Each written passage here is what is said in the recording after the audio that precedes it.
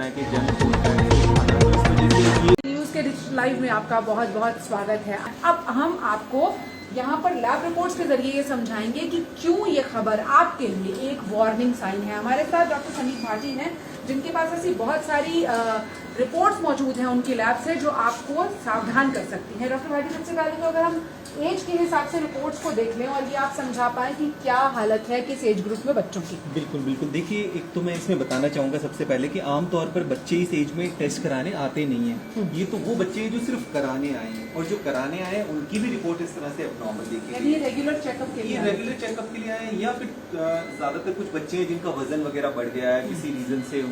कुछ और प्रॉब्लम रही है उनको, तो वो कराने के लिए आए हैं कि वो अपना किसी और इलनेस के लिए टेस्ट कराने आए, और साथ के साथ उन्हें लगा कि एक हेल्थ चेकअप के तौर पे हम अपने कोलेस्ट्रॉल लेवल भी करा लें या शुगर लेवल भी करा लें। तो इसलिए कोई स्पेशली उस तरह से कोई बड़ी स्क्रीनिंग नहीं हुई है, बहुत लोग नहीं आते हैं। पर इम्पोर्टेंट ये है कि अगर ज्यादा स्क्रीनिंग होगी तो मुझे लगता है और भी ज्यादा हमें ज्यादा मिलेंगी। पर जैसा ये हम देख रहे हैं कि ये कोलेस्ट्रॉल लेवल की जो लिपिड प्रोफाइल वाली रिपोर्ट है, जिसमें हम कोलेस्ट्रॉल को मापते हैं, आप ये देखेंगे ये 14 साल का बच्चा है, इसका आप कोलेस्ट्रॉल देखिए 300 से ऊपर है, जबकि कोलेस्ट्रॉल लेवल हमारा टोटल कोलेस्ट्रॉल वो 240 से कम रहना चाहिए, मतलब 200 से इनफैक्ट कम रहना चाहिए, जबकि इसका 300 से ज्यादा है। ये एलडीएल कोलेस्ट्रॉल जिसको हम कहते हैं बैड कोलेस्ट्रॉल, ये आपका 244, जैसा अभी आपने पिक्चर्स में भी दिखाया कि जो हमारे हार्ट को ब्लड सप्लाई करती है कोरोनरी आर्टरीज, तो जो बैड कोलेस्ट्रॉल है वहां पर डिपॉजिट हो जाता है, और coronary artery disease heart attack का एक मेन कारण बनता है। मेन कारण होता है, यानी कि हम ये कह सकते हैं कि 14 साल का बच्चा जो है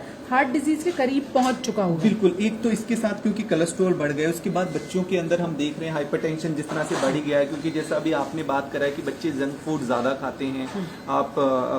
पैक्ड फूड ज्यादा खाते हैं, उसमें वैसे भी सोडियम इंटेक उनका ज्यादा हो जाता है, तो बच्चों में हाइपरटेंशन भी है। तो एक तो कोलेस्ट्रॉल बढ़ना, फिर हाइपरटेंशन, ऊपर से बच्चे प्री डायबिटिक हो रहे हैं, शुगर लेवल बढ़ रहा है, प्री डायबिटिक भी और डायबिटिक भी। ये जो रिपोर्ट है ये 19 साल के बच्चे की है, जो कि एक फीमेल यानी एक लड़की की रिपोर्ट है। इसका प्लाज्मा ग्लूकोज 160 mg है, जिसकी रेंज यहाँ पर आप देख रहे हैं 80 से 140 है। तो प्लाज्मा ग्लूकोज जो लोग इस वक्त सुन रहे हैं उनको बताइए कि आम आदमी इससे क्या समझे। बिल्कुल बिल्कुल, देखिए जो ब्लड शुगर की हम बात करते हैं, और ब्लड शुगर का जिस तरह से हम कह रहे हैं कि इंडिया भी कैपिटल बनती जा रही है, और दूसरा इसमें एक चीज और भी, आजकल ऐसा कुछ नहीं रहा है कि बड़े शहरों के अंदर की हम खाली दिल्ली की बात करें, ऑल ओवर इंडिया, मतलब सेमी अर्बन एरिया जो छोटे शहर है और गाँव भी, क्योंकि वहाँ का खाना भी इसी तरह का हो गया है, बच्चे कॉपी करते हैं टीनेजर्स एक दूसरे को,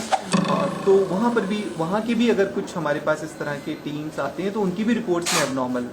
फाइंडिंग मिलती है। पिछले सालों में ऐसी रिपोर्ट्स बहुत कॉमन नहीं होती थी शायद। बिल्कुल बिल्कुल, देखिए पिछले अगर 5 साल में भी बात करें, ग्राफ हमेशा बढ़ता ही जा रहा है, पिछले 10 साल में देख लीजिए, और जिस तरह से आजकल हम देख भी रहे हैं जो यंग हार्ट अटैक्स वगैरह इतने सारे बढ़ गए हैं, तो इस चीज को लेके लोग कॉन्शियस तो हुए हैं, पर फिर भी अभी तक जो उनका लाइफस्टाइल है वो काफी हद तक चेंज नहीं हुआ है। स्पेसिफिकली आज हम जिस तरह से टीनेजर्स की बात कर रहे हैं, क्योंकि स्कूल और कॉलेजेस 2 साल से बंद भी रहे थे, तो एक तो लाइफस्टाइल उनका वैसे भी सेडेंटरी था, और पिछले 2 सालों में वो और भी लाइफस्टाइल ज्यादा बिगड़ गया है, कि जिस तरह से घर पे सभी तरह के जंक फूड, पैक फूड खाना, तो इस वजह से ये रिपोर्ट्स का ग्राफ जैसे एबनॉर्मल का है वो पिछले 2-3 साल में और भी पहले से ज्यादा बढ़ गया है।